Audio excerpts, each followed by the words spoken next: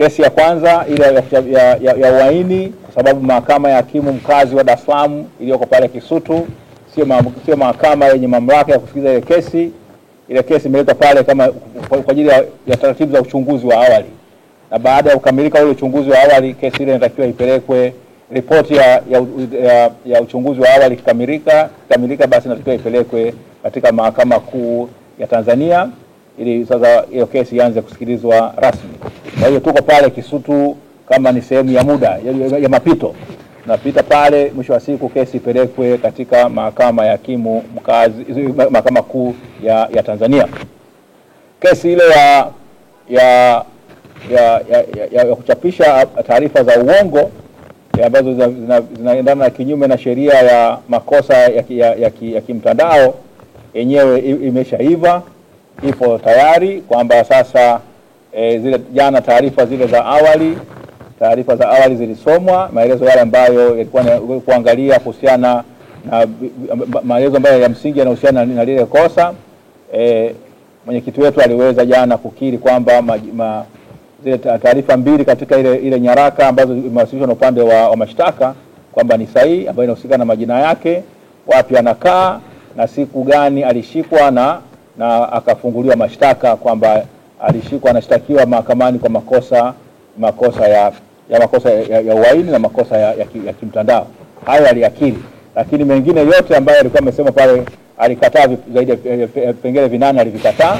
Kwa hiyo maana hiyo ni tulisaini tu, mawakili wake tuweza kusaini sehemu ambazo kwamba mambo mawili ambayo yamekubaliwa, hayo ndio ambayo yalisainiwa. Kwa hiyo hayana ubishi tena, lakini mengine yote yana ubishi na yatasikilizwa. Sasa ile kesi imepangwa tarehe 2 ya mwezi wa 6 mwaka 2025 na ndio itaweza kusikilizwa. Sasa na ile ya uhaini, serikali kama mlivyosikia jana wamesema kwamba upelelezi haujakamilika, bali kwamba ni mambo yanahusiana na masuala ya maneno tu, lakini wao wanasema wako kwenye hatua za mwisho za kukamilisha upelelezi wao. Sasa katika hizi siku kumekuwa na watu, kesi ya mwenyekiti wetu kutokana na umaarufu wake, kutokana na unyeti wake, na kutokana na mazingira ambavyo mtu alivyoshikwa na kuletwa, imevuta hisia za jumuiya ya kimataifa, imevuta hisia za Watanzania na jumuiya ya kimataifa, wanazuoni mbalimbali, wanasheria na sehemu mbalimbali. Sasa wale wanasheria na wanazuoni wakaona kwamba waje, maafisa wa kibalozi wapo hapa nchini na wao wamekuwa wanafuatilia kesi tokea ile tarehe 24 wamekuja, lakini nafahamu mambo machafu ambayo yalitokea tarehe 24 ya mwezi wa 4. Watu walishikwa pale Kisutu wakazuiwa kuja.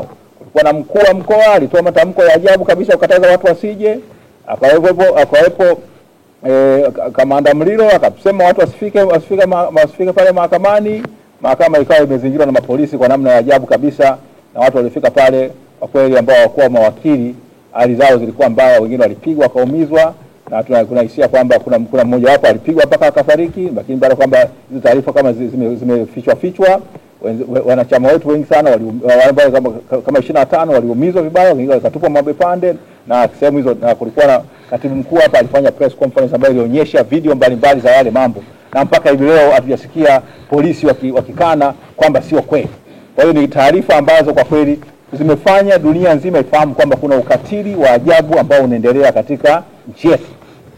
Ajabu yake ni nini? Nashangaa kwamba inakuwaje katika kesi tu ya jinai ambayo mtu ameshtakiwa watu wengine waumizwe. Kwa sababu gani?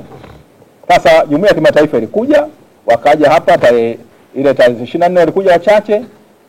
Wiki hiyo walikuwa wamejiandaa wengi kuja, na wananchi vile vile ambao tulipigana kwa muda mrefu kuanzia tarehe 24 tumepigana waweze kusikilizwa, tarehe 28 tukapambana, na mwisho wa siku amri ikatoka kwamba kesi hii isikilizwe mbele ya umma wa watu.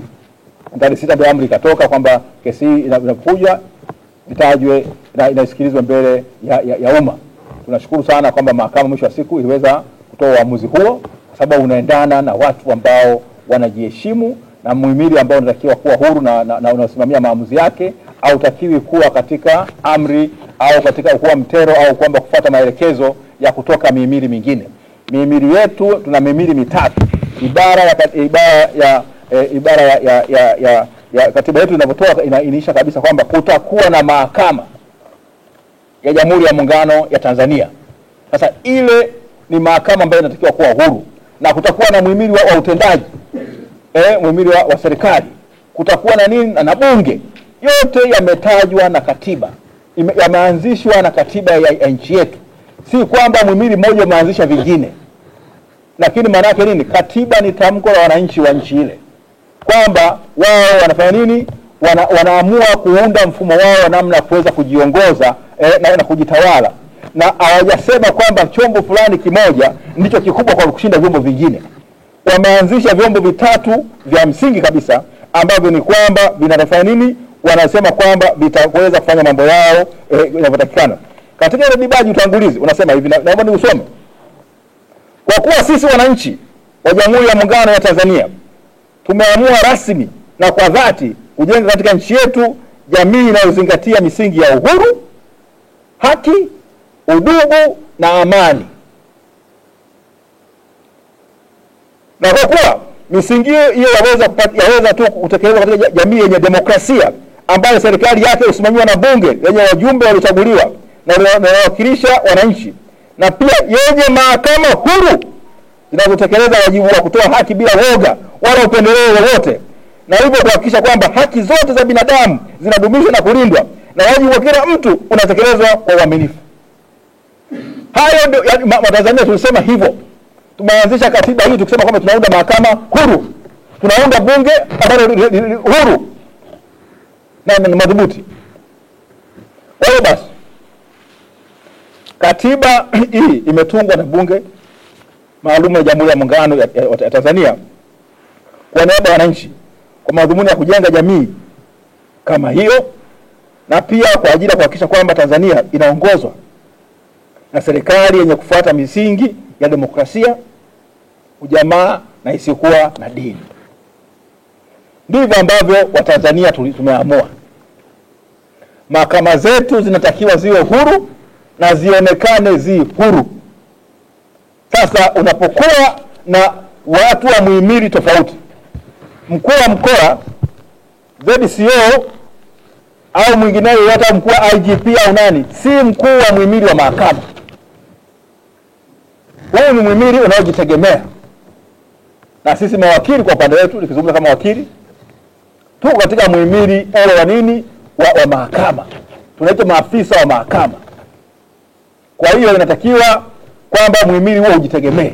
Na mtu anapokwenda katika mbele ya sheria lazima achukuliwe hana hatia, na mpaka hatia yake inapokuwa ifanya nini, imethibitishwa. Lakini mkuu wa mkoa Albert Chalamila akatamka aliyatamka, Kamanda Murilo Jumanne Murilo akatamka aliyatamka, na polisi wakaenda wengi sana pale wakafanya waliyofanya, ambayo ni matendo kama sisi kama chama Chadema tunasema hatutayafumbia macho, tutayashughulikia kamilifu, ili kwamba tuhakikishe kwamba kila mmoja wetu anaheshimu ibara ya 13 ya katiba ya nchi yetu ambayo inasema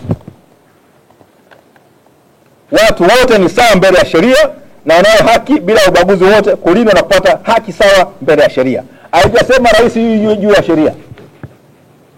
Haijasema kwamba ZCO juu ya sheria. Haijasema IGP yuko juu ya sheria. Haijasema kiongozi wa Chadema yuko juu ya sheria. Haijasema kiongozi wa CCM yuko juu ya sheria.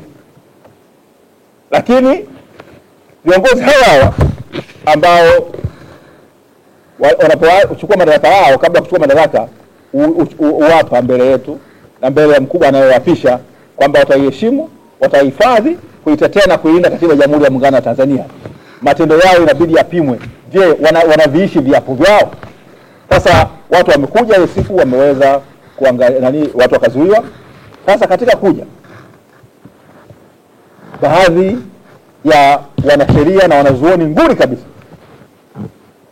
siku ya Jumamosi ile ya Jumapili, siku ya kuamkia Jumapili na kuamkia Jumatatu wakazuiwa wasiingie katika Jamhuri ya Muungano wa Tanzania.